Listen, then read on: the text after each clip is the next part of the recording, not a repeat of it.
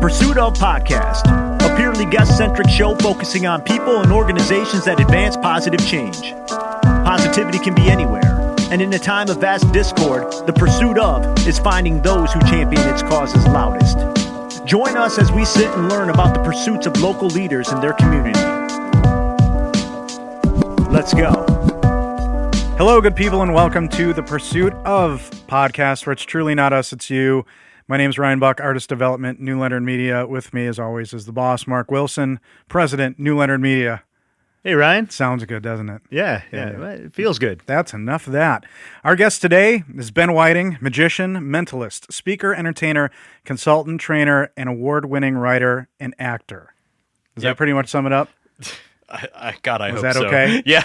Your business cards must be comically large. No, it's just my name. That's all I do. Or you can have a different business card for each gig you're trying to get. Do you have to do that? I used to. Now I don't, but Wow. I used to. Like Ben Whiting, speaker. Here you go. Magician. Well, when you look into what Ben has accomplished, these are all things that you do and services that you offer, and I think it's impressive. So I wanted to list them all out. So going back a way, you received your BA in theater from Wake Forest University. Yes, that is a way. But I'm guessing the genesis for your desire to perform and entertain started before that. Oh, well before that. Yeah. My interest in magic, probably that bug bit when I was about 5 years old. I was an only child, so I had a really active imagination. And I always tell people the first time I saw magic, it was as if I had found my imagination outside of myself. And I was just bit by the bug. As far as theater goes, that bug bit a little bit later. But what happened was I was trying to impress this girl. I was probably a junior or a senior in high school. There you go. Like you do. Like you do. And I was like, you know what I should show this girl? Culture. Because I knew what that meant. So I took her to a play in downtown Atlanta at the Shakespeare's Tavern. And the play was A Christmas Carol. Keep in mind that my only reference up to this point in time for A Christmas Carol was Scrooge McDuck. So I was expecting like puppets and pageantry and frivolity and musical numbers. But what happened was when we get there, it is just a bare stage and 4 actors with one Christmas wreath. And these guys just had the text down cold. One guy stood up and just jumped right into it and told the entire first stave by himself. And I was just blown away. And then each actor told an individual stave, and then they all did the end together, and it just set my mind on fire. And ever since then, I feel like the bug was there to want to step on that stage and try that. Was the girl impressed? Were you so absorbed you forgot? I was she was pretty there? absorbed. I don't remember her name, but she was great. Was that, would you say, the watershed moment that made you think this is what I want to do? It didn't make me know that was what I wanted to do, but it got me curious. And like I said, it was a scratch that needed to be itched. And so when I got into college, I was a huge nerd. I had no idea who I was. I thought, success came from working really, really hard and not having any fun. And I was lucky that I had a counselor who was like, Ben, you're taking way too many like academic classes. Like, do something to develop a personality. Have some fun. And so I was like, you know what? I'll take an acting class. And that's when I realized I need to be doing this in some kind of capacity. So you had that counselor who pushed you in a different direction, said you were being too serious because you were brought up to think that you just need to work hard and that's going to pay off. Yeah. Like the way I was brought up is your value came from getting good grades. And well, that was part of it. Obviously my dad was incredible at teaching me humanity and the importance of kind of the people side of things. So while my dad was very good at teaching me how to manage relationships, my mom was very ardent on achieving results. So I leaned into that. And then once I kind of got into theater, whenever you dive into learning a character, the only way you can figure out who that character is by comparing them to yourself, which means you have to know who you are. And so every time you kind of dive into a role, you learn a little bit more about yourself as well. When I tell people I figured out who I was in college, I think that's where it came from. Right. So from Wake Forest, you're one of an elite group of people to experience the school at Steppenwolf Acting Conservatory, which, I mean, so much talent. You got Joan Allen, Martha Plimpton, Gary Cole, Gary Sinise is a founder, John Malkovich. So when you leave Wake Forest and you get to that next level, did that seriousness take over, or did you find a balance to have fun with what you were doing? Because that's another level. I learned how to have fun while doing the work, which was great. And of course, because we were in class from 8 a.m. to 6 p.m., 6 days a week.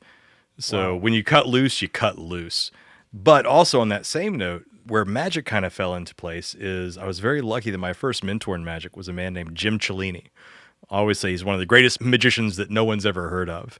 And he was a street performer.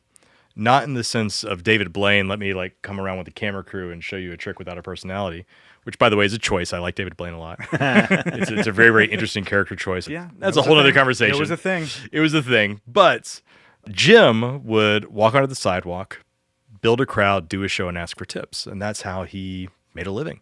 That's how he, paid for his mortgage, his house, his family. And I was lucky to have him as a teacher. So when I was not in class, that is how I made money in Chicago. And for the first 2 or 3 years in Chicago, the majority of my income came from street performing. Right. And to those uninitiated, what is busking? Busking is when you go on a sidewalk where no one is expecting you, you do some short 7 to 10 minute form of entertainment and you ask for tips. There's 2 types. There's trickle busking, which is where I'm constantly doing something and I have a hat out and I hope that people just drop money in, usually musician. Right. And then there's hat busking, which is I don't let you tip me until my show's over. So we have a beginning, a middle, and end, and then I ask for tips.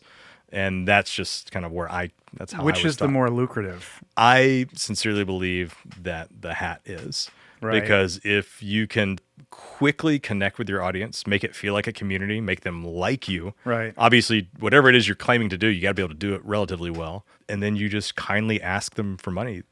The chances are a lot better. They'll give more money. They'll give more because they feel like they have a relationship. Than the dollar for the guy with the guitar. Sure. Yeah, the guy with the guitar is like, oh, he's good, $1. But like, you see my show, I give away money, and I give a $5 bill to a small kid in my show. Yeah. Boom. And already somebody's people like already in the hole. And now I'm already already in the hole. 20 for that though. I'd give you 20. Exactly, and that. like I would get 20. I mean, the most I ever got was $100, and that happened maybe twice. Yeah. But 20s were not unheard of, and 5s were I was aiming for 5s. Well, we got to think of the era. So today, yeah, exactly. Right. dropping in 20s. $5, that's about $7.50 now.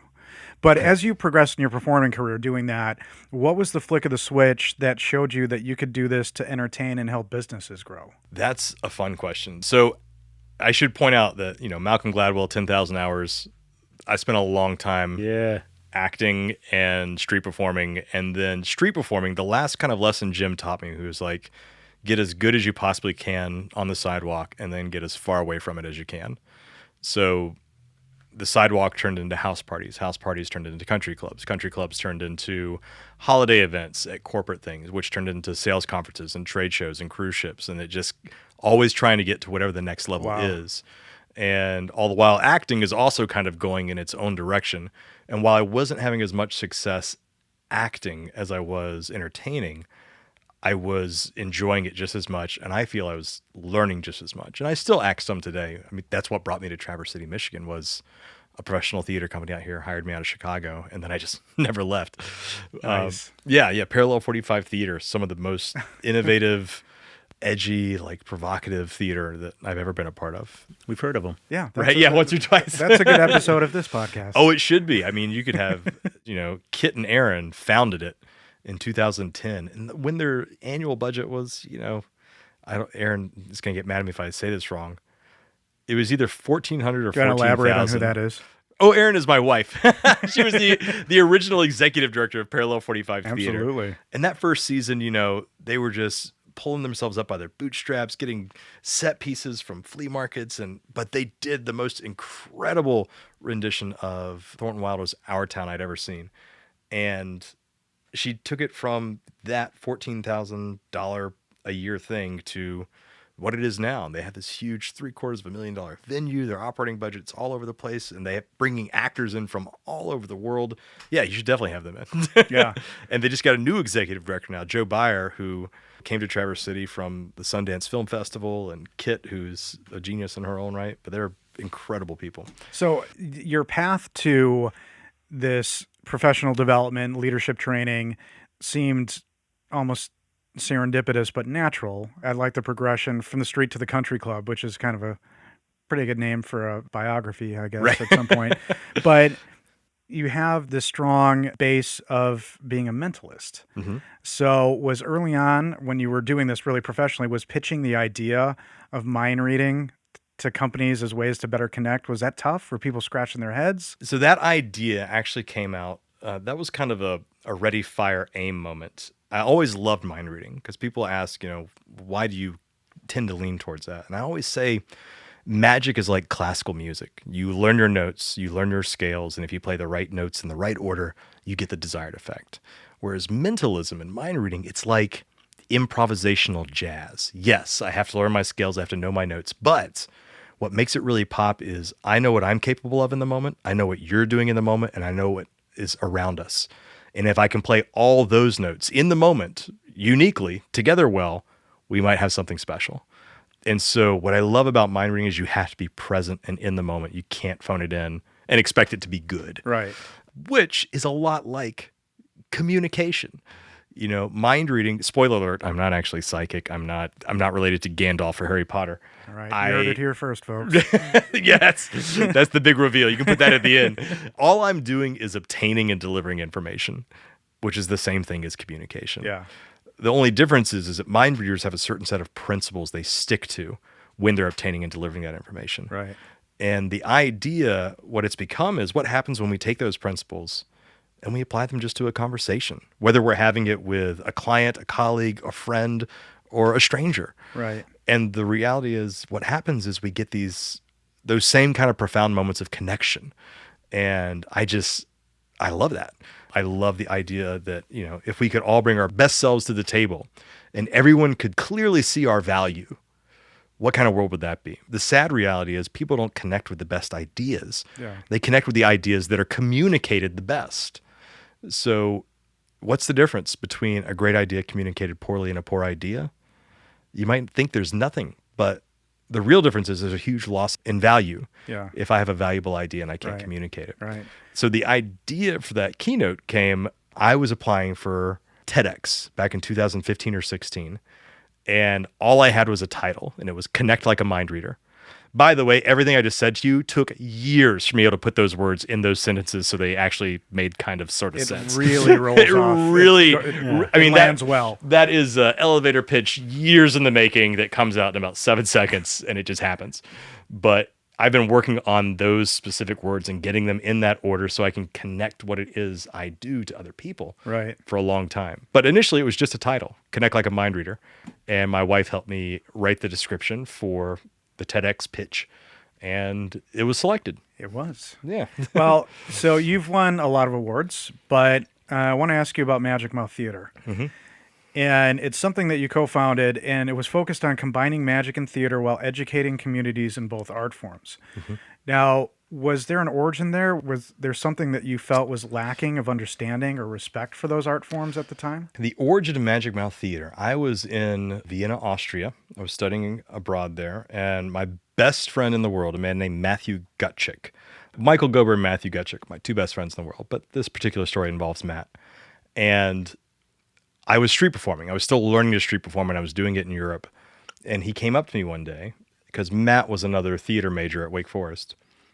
And he said, hey, Ben, what if we combined theater and magic in a way where magic wasn't the point, but it was the main narrative tool that we use to tell a story? Because right now, if you go on Broadway and you see Peter Pan flies around and you can see the strings. Yeah. But the technology, the modus operandi exist within the world of magic that you wouldn't be able to see any strings. In fact, he could fly under things and above them and around them. It's all possible. It's just no one ever kind of puts the effort into, because it's hard enough to act, let alone act and don't forget to pull this wire and turn under this and rely on 40 other people to pull your strings while you float around. But it's possible. And so he pitched that idea, and we started working on our first play, which was called Awakening. And it's what led to this creation of MagicMouth. It was like the first student production to ever be on the Wake Forest main stage, which we were really excited about. But initially, I'm sorry, all Wake Forest faculty, we stole a key to get into the theater. And so at night, what we do is we would open up the kind of loading dock area, bring in these illusions that we had built, set them up, rehearse, and then break it all down, put it back in the truck, and leave before anyone knew it had happened. And we did this for about 2 months. Wow. And then when it was all said and done, we finally were like, hey, we have something to show you. Do you have a key we can borrow? Oh, good. We're just going to bring the stuff in. And like, of course, we went right to it. And they were like, all right, you can do this on the main stage. And it was a lot of fun. There's the old saying that success is achieved usually by people too green to know what the hell they're getting into. Yeah. That was us. So we like made a car appear. We did Houdini's water torture cell. We, were doing stuff in the audience and appearing. It was nuts. We shouldn't have done it. Well, no, we should have done it. But if I had the choice to do it again, I probably wouldn't. You wouldn't. I wouldn't. Well, yeah, It must have that's felt a good. lie. I mean, I would do it again. what you do, even the simplest trick Yeah. has Yeah. to be pretty gratifying. And what I've read is that you're able to grow that and use those techniques to teach children life skills. Right, because when you think about magic, it's all about perspective.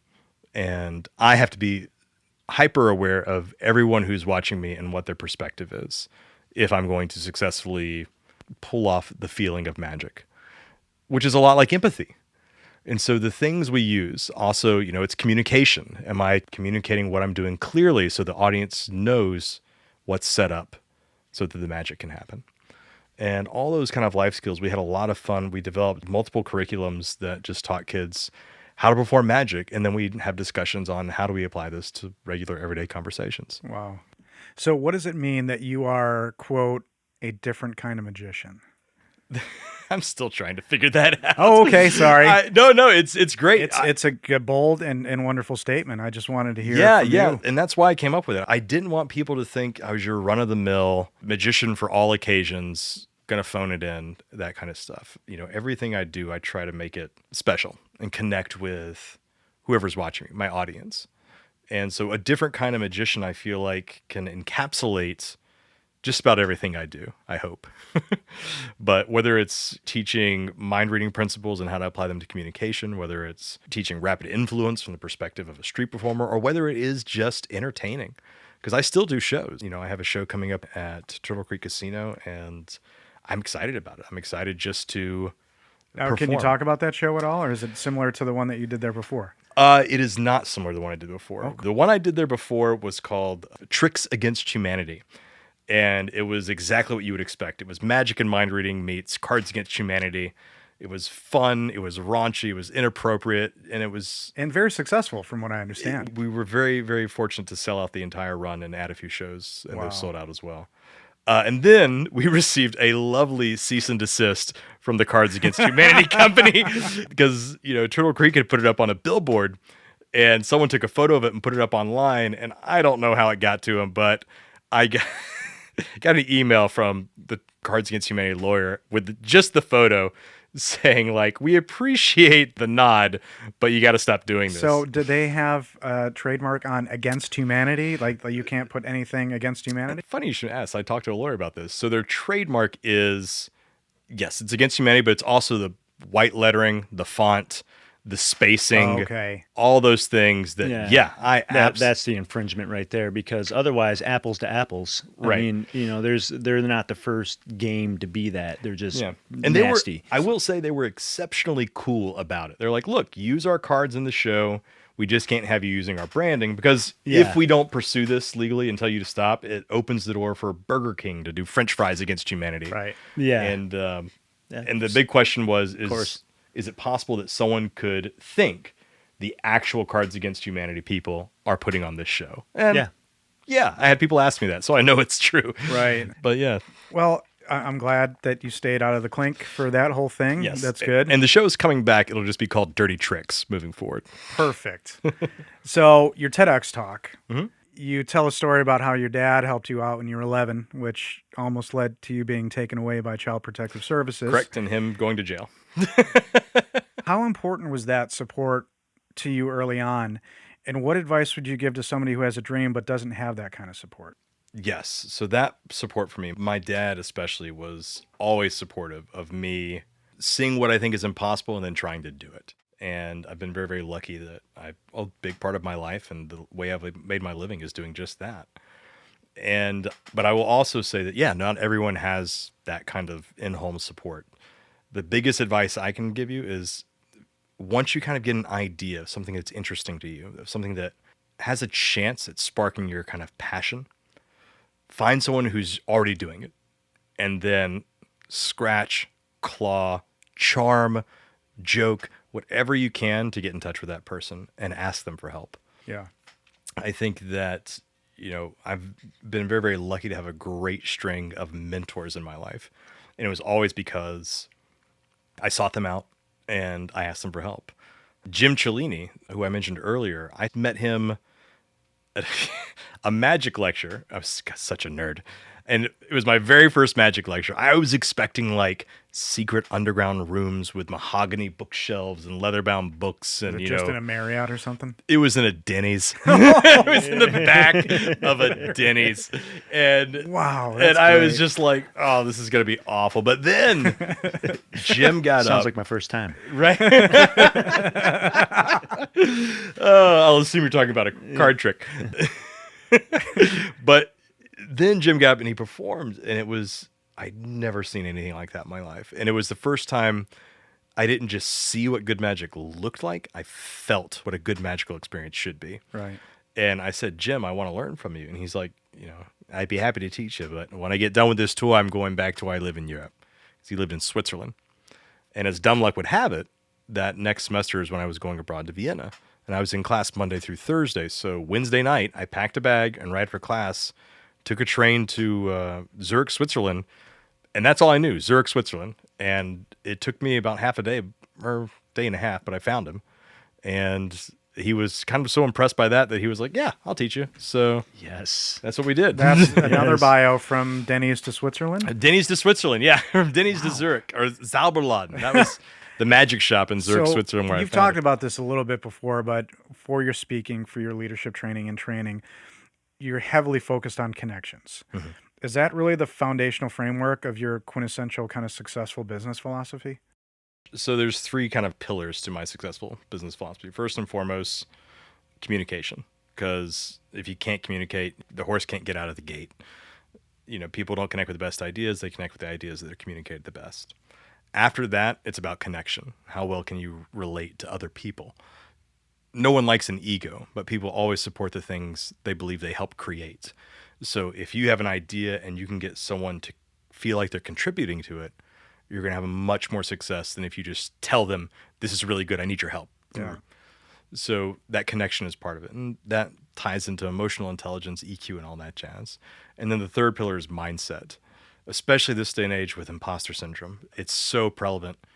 Everyone feels like they're not qualified to be where they are. And any moment they're going to feel like someone's going to catch them and be like, you don't deserve sham. anything Yeah. you have. And that is just everywhere. So you have to realize that, in my opinion, imposter syndrome is a good thing because it means you're pushing yourself. The only people who really don't have imposter syndrome are imposters. So if you have it, it's a good So thing. that's a mode of self-realization, right? Or it's something Right. more psychological that makes you think, I don't deserve what I have, even though you work hard. You're seeing that more and more? Oh, yeah. Yeah. And I think some of the biggest contributors are labels and comparing. And it's so easy this day and age to compare yourself to someone else and think, I'm failing miserably at everything I try. Right. But when you think about it, the only thing they're saying is what people want you to see. Everyone's putting their best foot forward. Somebody, maybe I should do this, should have a don't feel bad about yourself Instagram account where it's like, look at me and my wife taking a selfie in front of the bankruptcy attorney. Yeah. Or like my before and after pic where I gain weight over COVID. Well, I saw a guy. Will Smith just cornered that. Yeah, I Oh, saw, he did? Yeah. I saw a guy taking a selfie after he just finalized his divorce. There you go. It is his ex-wife was not too happy about it, but I get that. I mean, there should be an outlet for positive affirmation. But you said, and I quote, empathy is a gateway drug to connection. What does that mean? Because you used the term gateway drug. That's pretty provocative. It is. And I really identified with that, but I'd love to hear your, and you don't have to spill all of your beans, but No, just no, I in have- general. I have no problem spilling them all. Empathy is a gateway drug to connections. So if you want to get into the weeds about it, if we want to talk about the neuroscience, we have these wonderful things in our brain called mirror neurons. And it's why when I take a finger and I push it back and I go, You just flinched. Right, and that's okay. But first and foremost, that was a joke. Yeah, of course. I just went like that. Yeah. Okay. But that was on point. Mark's neighbors flinched are- at that. Yeah, so we're hardwired to connect with one another, socially, emotionally, etc. And that's what mirror neurons are. But we don't just have them physically, we have them emotionally as well.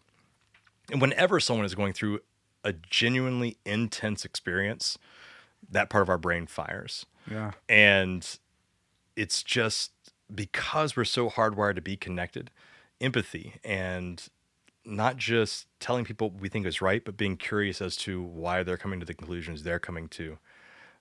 It's just so much easier to meet in the middle if we approach it that way, as opposed to you think you're right, I think I'm right, and we're going to argue about it with our facts until something happens, which, by the way, nothing ever happens. And listen, for the listeners at home, we just want them to know it just appeared that Ben broke his finger. I am literally It still was- unnerved by Yeah, it. it was like, whoa. And shame on me.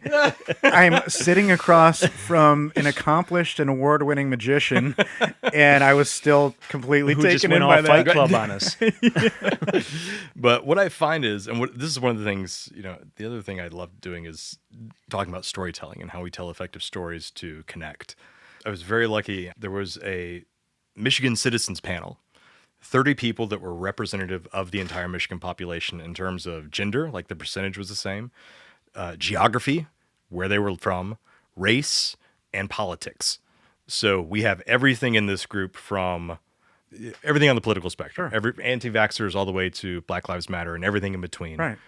And these 30 people had to get on a Zoom 5 nights a week and agree on creating something that they could hand to the state legislature and state government in terms of what they would recommend and how the state can handle COVID. So obviously, we need some facilitators because this could get very heated very quickly because all those people are in one room. Right. And I was brought in to be one of those facilitators. But what this group did that was so impactful and so wonderful is the first week, all they did was share stories. And the rule was you don't interrupt, you listen to their story, and you just try and find something you can relate to. It doesn't have to deal even necessarily with the main point of their story or with COVID, but you have to find something you can relate to. And we took the entire week and every single one of those 30 people told a story. And from that point on, they were respectful. They could talk calmly. Yes, we'd have moments where people would get heated and emotional, but overall, they worked together and demonstrated that you could have a group of 30 people all over the political spectrum, all different races, all different genders, work together towards a common goal and achieve it. And I think what really made that work was the beginning week of just listening to other people's stories, Right. gaining that relatability, trust, likability, all those things. Because we had one person who came in late and didn't get to participate in that part of the process, and it was very difficult for them.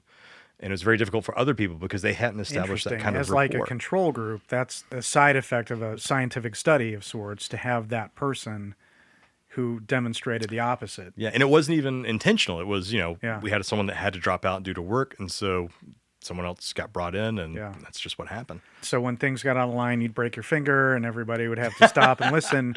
But your advice would be to take the time to truly empathize and to listen to somebody else's story, because there is going to be something in there that you may be able to identify with and see them as a human rather than as a con. And 99% of the time, our values are the same. We all want to protect the people we love. We all want to live in a society that is fair and just. We all want to have hard work pay off. We all value those things. It's just how we go about it. And what informs how we go about it is our stories. And so when we listen to those stories and actually, we listen to understand versus listening to respond, more often than not, you're going to have people getting along. Right. That is magic to me when I can see things like that happening. So you're a second-degree black belt in Taekwondo. Yeah.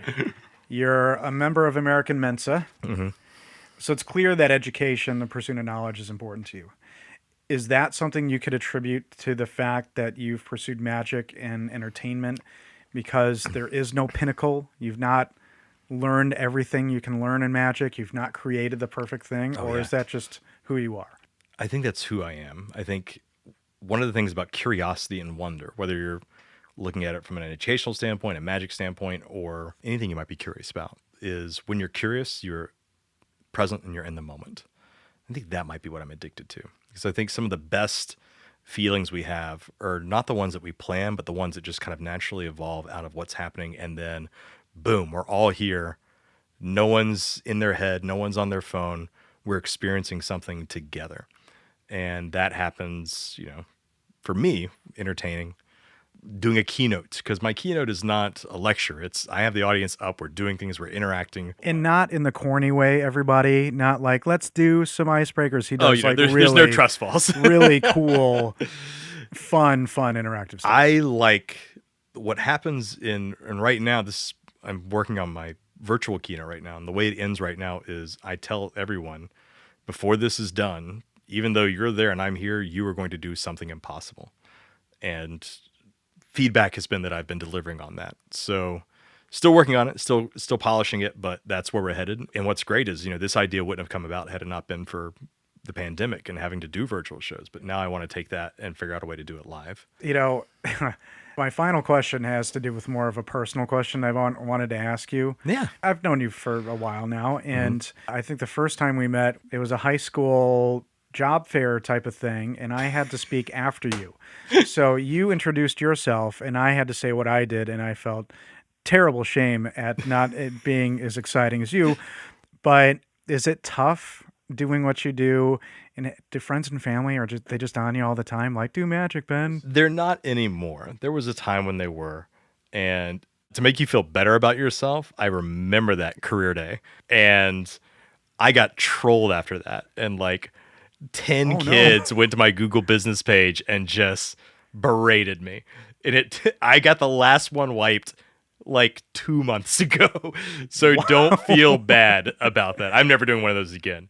Yeah, so that happened, if it makes you feel any better. Oh, no, that's okay. I didn't feel that bad. But it's a funny anecdote. It's funny now, but I remember the next day just being you get those notifications from Google Business being you're a disappointment. Imposter syndrome, just I don't know how you spell want, but that's pretty much what's coming through. Waka, waka. That's how you spell it. But as far as doing magic, my friends and family now, they're very respectful of it. My wife, we kind of have a rule that I don't show her anything unless it's in its last phase before going in front of a live audience. When you work in a creative field, I almost think this is this probably for any job. I am constantly thinking about ideas and ideation. And I've done all the personality profiles, and they all say the same thing. I'm an idea person, big picture person, and I live in my head. And I do. So it's easy for me to talk about something for a long time. You've bared witness to me talking about Bruce Springsteen at some point in time. I know. Yeah. And I can talk about that. The Boss. Yeah, I can talk about the Boss for an uncomfortable period of time. I'll introduce you to my mother-in-law. That's the good thing about passion, though. And that's why, certain podcasts exist and why as podcast communities exist, because it's fun to talk about your passion. Oh, it's great. So what's the best way to connect with you? What's the best way to engage you, to hire you? What are you doing right now, and what do you need most? Ben@benwhiting.com. That's my email. benwhiting.com is my website. You can find me on Facebook and Instagram at Ben Whiting Magic, and LinkedIn, I think, for that matter, Ben Whiting Magic. Right now, I don't want to ask anybody. Just reach out. If there's something you need I can help you with, I'll help you. And if I can't, I'll point you in the direction of someone who can. But keynote speaking, leadership development training are really big right now. Communication training. Because right now, I think people are dying for the principles of engagement. Those need to be brought back into our conversation, because we all have Zoom fatigue, screen fatigue. Yeah. Although I always ask, at what point does screen fatigue set in? And people think I'm talking about Zoom, and they're always 30, 45 minutes. And then I'll ask, what's the longest you've watched Netflix without looking away from the screen? And it's 8 or 9 hours. Yeah. So I don't think it's screen fatigue as much as it's boredom fatigue. Yeah. And there's ways we can combat boredom. We can do that with variety. We can do that with anticipation in our voice, our body language, and the stories we tell.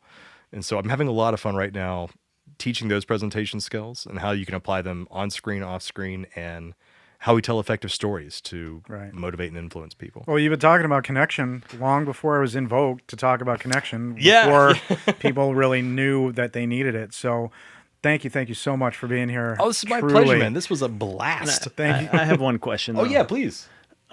What name stands out the most in magic to you? Is it Phil Dunphy, Burt Wonderstone, Or Michael Bluth. or Mark Wilson? Oh, Michael Bluth. See, illusions. Yeah, now, Mark, Job. Job. There's a few Mark Wilsons. Which one are you talking about? Well, not myself.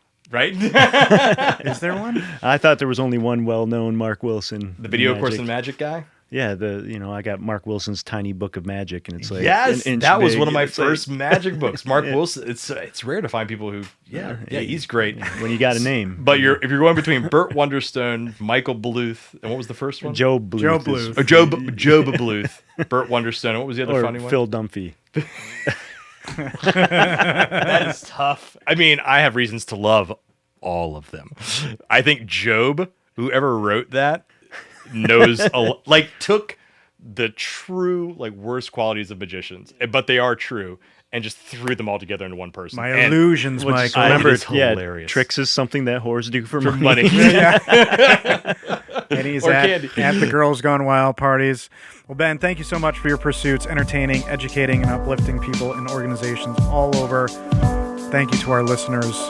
Thank you for pursuing the positive. Thank you, Ben. Thank you. Hey, thanks for joining us again on The Pursuit of Podcast. The Pursuit of Ben Whiting, speaker, entertainer, consultant. For more information, check him out at benwhiting.com. BenWhiting.com. Big shout out to our supporters, Tin Lid Hat Company, tinlidco.com. Use the promo code The Pursuit Of for a 40% discount to our listeners. And for general production and podcasting inquiries, reach out to us. New Leonard Media, newleonard.com.